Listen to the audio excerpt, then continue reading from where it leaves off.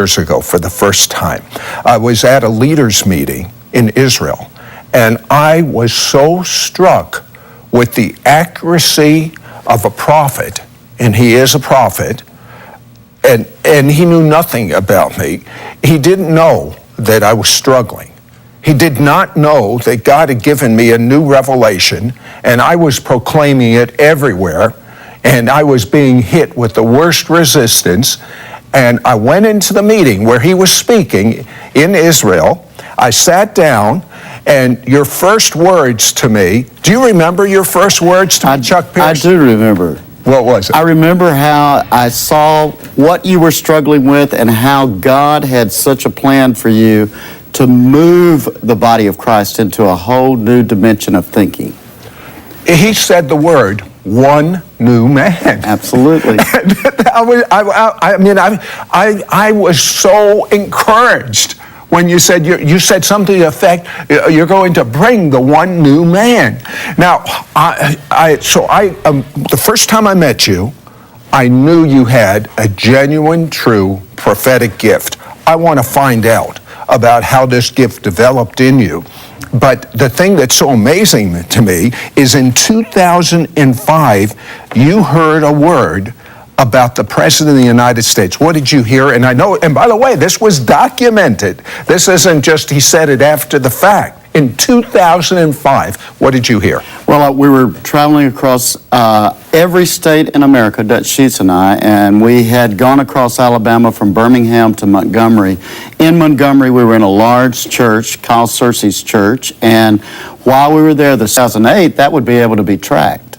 And the thing that's interesting to me is that he realized when an African American would become president of the United States, but he knew it way back then, that the curse from slavery would be neutralized, but as you put it, the roots would not be dealt with. Now, if a curse is neutralized, and let's not get into it yet, but the basic root of the curse is not dealt with, what's the repercussion? Well, if the basic root isn't dealt with, Sid, it's going to rise up and it's going to produce a different type of fruit. Not the fruit that we were normally used to seeing, but the root will come alive again. Now, the root of all slavery is anti-Semitism, linked with the concept of mammon. And so one of the things that I was seeing was God was going to deal with the slavery issue that had divided America. But the root issue of anti-Semitism would then arise, and I believe the Lord showed me within 3 years. Well, you know, the most amazing thing is what he showed you on that. We'll get to that in a minute, but I want to find out about the making of a prophet. You ended up, through sheer exhaustion, in a hospital. And there was a Pentecostal minister in the next bed. Talk about a setup. So take me that. It was a sovereign time. First of all, our family had great potential.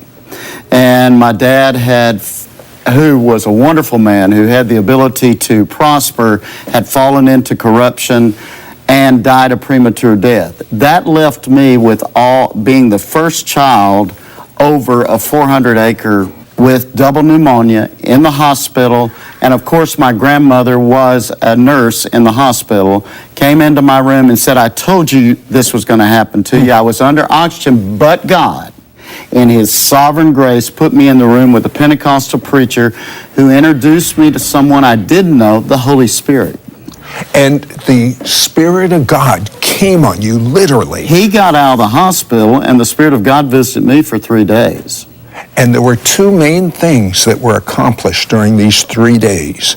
The first thing that happened The first thing that happened was he told me, read the Bible. Well, there was something, the Spirit of God was there. He drew me to the Word of God. I started reading in Genesis. You can't read Genesis without coming into a question and an understanding of covenant. Now remember, the Spirit of God was visiting me. Therefore, it was as if the Word of God was redoing me from inside out, using the Word of God and producing an understanding of covenant. God, the God of Israel, I believe, visited me. I believe the Spirit of God, who is represented through the Son, revealed to me the God of Israel. And in the midst of that, I began to see Israel. Something else happened, Sid, during that time I was there. It was the Munich Olympics, and I saw the hatred. Now, I'm reading the Word. God's revealing to me Israel. And how did he do that? My dad had acquired all the 12 sections of land of his inheritance. And there I'm reading the Bible, and it's about 12 tribes. And all of a sudden, with that revelation, number 2, God spoke to him and said he would restore everything that had been taken, and he could teach others. I love the gift of prophecy, the true gift of prophecy. And I have to tell you, I have a problem. My problem is, coming from a Jewish background, reading the prophets in the Old Testament, reading about Samuel, reading that not one word fell to the ground that he stated. And after all, if there's no time in eternity and God knows everything, he's not going to make a mistake.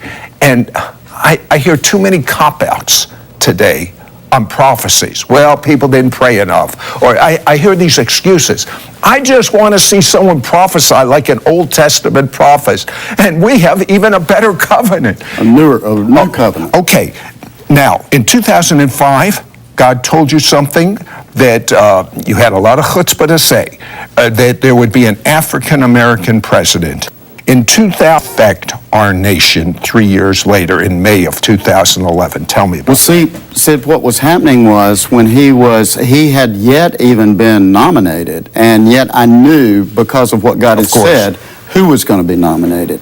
But that wasn't the issue, because remember, God was going to heal this issue that of the division from racism in our nation. But it was going to actually get a little worse for us, because we were going to have to go deeper and deal with anti-Semitism. And what God showed me, he caught me up. He gave me an incredible vision. We were at the Liberty Park. I was doing a big meeting there. I was a guest speaker. It was a meeting of 1,500 people. And the Lord caught me up and began to show me 3 years in advance what would happen, and how he would start looking at America based upon how America would allow 67 borders. When President Barack Obama made that proclamation, what happened in the invisible world to America? It pulled us back into the progress we had made spiritually. See, when you make a declaration so did it like affect that, racism even? It will cause racism to rise up back to 1967. Whoa. See, it's going to cause things, but see, God's not in time, so it will be in this age. It won't look like it was pre-1967.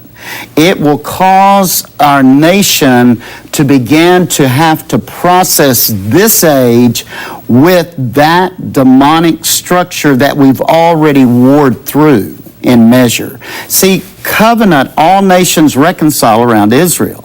So if you're attempting to bring and being the proponent or voice to bring Israel back into a place where it is not progressing, but back where it loses a lot of what it's already warred for, you're going to do the same thing in your own freedom. Do you see a correlation of the... Lost almost 400 people, and then Joplin lost a whole city. I mean, almost a whole city wiped aside. Do I see a correlation? Yes, I see it releases a spiritual force that brings God, because I believe God controls the wind. And I believe biblically, from a prophetic standpoint, we see that winds can be adverse and controlled by the enemy, or winds can be sent by the Lord. I believe the enemy structure came into this land. And now what God's going to ask us to do now, we're coming into a place where we're going to have to war for our covenant alignment and the roots of the covenant of this land coming back into alignment with the God of Israel.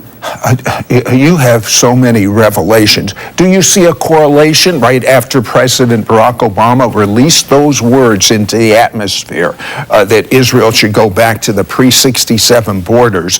Do you see a correlation with what happened to the president of the IMF, International Monetary Fund? Absolutely. Absolutely. And by the way, this was the man that was caught attacking a maid in a hotel room and lost everything as a result of it.